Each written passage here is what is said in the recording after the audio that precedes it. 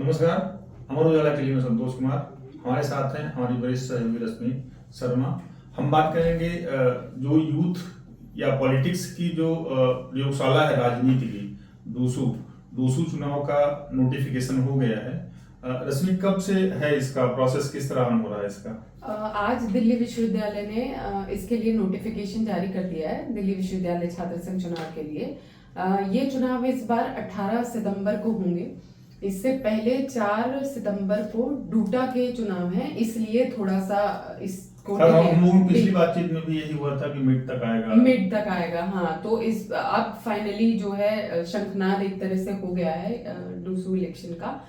10 सितंबर तक जो भी उम्मीदवार चुनाव लड़ना चाहता है उसको नॉमिनेशन करना है। इस बार के नॉमिनेशन के लिए खास बात ये भी है कि डीयू ने पहले ही एक नियम तय कर दिया है कि जो भी इस बार चुनाव लड़ेगा किसी भी पद के लिए उसे 1 लाख रुपए का बॉन्ड भरना जरूरी होगा। 1 लाख का बॉन्ड रिफंडेबल नहीं है अभी इस पर कुछ कहा नहीं गया है कि रिफंड, लेकिन इतना जरूर कहा जा रहा है कि अगर कोई उल्लंघनकर्ता पाया जाता है तो ये फिर जब्त कर लिया जाएगा, मतलब उसे वापस नहीं मिलेगा एक तरह से।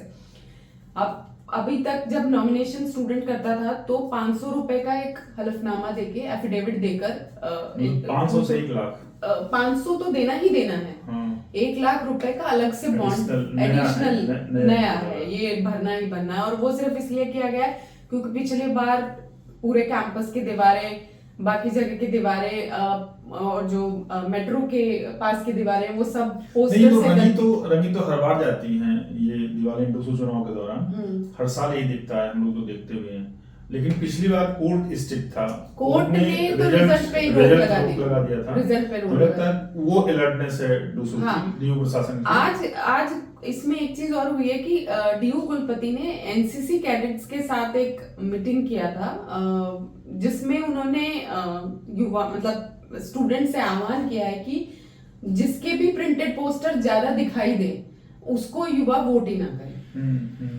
तो उनकी हो सकता है उनकी अपील का नेगेटिव कैंपेनिंग भी है डीयू प्रशासन की। सतर्कता बहुत है क्योंकि कैंडिडेट पिछली बार कैंडिडेट से ज्यादा डीयू को फटकार लगी थी कि आपके सामने सब कुछ हो रहा था और आपने कुछ नहीं किया। तो इस बार पहले से ही डीयू बहुत सतर्कता बरत रहा है। और लंबा खींच गया था वो जो रिजल्ट काफी लेट आया था। 2 महीना लगभग 2-3 महीने बाद हुआ था। और उसके बाद एक टाइम पीरियड होता है। अब जैसे आज नोटिफिकेशन हो गया तो एक तरह से डूसू का कार्यकाल खत्म हो गया, तो एक मौजूदा कार्यकाल खत्म हो गया। जब लेट रिजल्ट जारी होगा तो उस कार्यकाल का टाइम भी कम हो जाता है, तो वो जो कैंडिडेट बनता है पदाधिकारी उसको काम करने के लिए भी समय काफी कम मिलता है। 2 महीने हुआ, 3 महीने हुआ, जाहिर सी बात है 7 महीने 8 महीने मिलेगा उस टाइम तक। तो क्योंकि बीच में छुट्टियां हो जाती हैं, एग्जाम्स हो जाते हैं, तो उस तरीके से कनेक्ट स्टूडेंट्स के साथ फिर नहीं हो पाता। फाइनल इलेक्शन कब है? इलेक्शन डेट 18 सितंबर को इस बार चुनाव होंगे। 10 सितंबर से नॉमिनेशन, अब नॉमिनेशन एक तरह से आज से नोटिफिकेशन हो गया तो नॉमिनेशन अब 10 तारीख तक स्टूडेंट कर सकते हैं।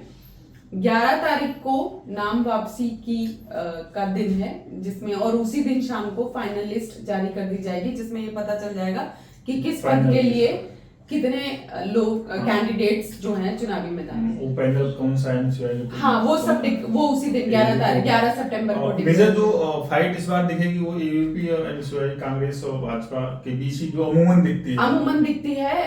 लेकिन ऑल्टरनेटिव पॉलिटिक्स के नाम पर आम आदमी पार्टी ने भी अपना जो छात्र संगठन है उसको भी मैदान में उतारने की इस बार तैयारी की और वो भी नए सिरे से एक्टिव हुए हैं। पहले इसकी कंटिन्यूअसली ये जो है कर रहे थे। हाँ, पहले ये सीवाईएसएस के नाम से था, लेकिन इस बार इसको अल्टरनेटिव पॉलिटिक्स के नाम पर मैदान में उतारा जा रहा है। तो उसकी आज एक प्रेस कॉन्फ्रेंस भी आम आदमी पार्टी की तरफ से। इसमें 1 लाख का जो बांड करा रहे हैं उस पे भी इस पे तो सारे छात्र संगठन तकरीबन विरोध जता रहे हैं। और आज तो कुछ इंसो और आम आदमी पार्टी के छात्र संगठन की तरफ से एक ज्ञापन भी इंसो जो है वो चौधरी देवी दयाल जो हरियाणा से बिलोंग करते थे, देवीलाल, उनका छात्र संगठन, उनकी पार्टी का छात्र संगठन है इनलो जिसे कहा जाता है। इनलो का उनका छात्र संगठन इंसो है। तो उनके कुछ कार्यकर्ता आज चुनाव अधिकारी से मिले थे, जिसमें उन्होंने ज्ञापन सौंपा कि इस 1 लाख के बॉन्ड के नियम को वापस लिया जाए। और इवन एबीवीपी भी हर संभव कोशिश कर रहा है कि किसी तरीके से ये स्टेटमेंट आया है कि एनएसयूआई और एबीवीपी तो पिछले सप्ताह ही इस पर विरोध जता चुके हैं कि ये हर हाल में वापस होना चाहिए, क्योंकि इससे गरीब तबके का कैंडिडेट अगर कोई खड़ा होना चाह रहा है तो वो चुनावी मैदान में नहीं आ सकेगा। तो राजनीति की नर्सरी 200 इलेक्शन का बिल्कुल बच गया है।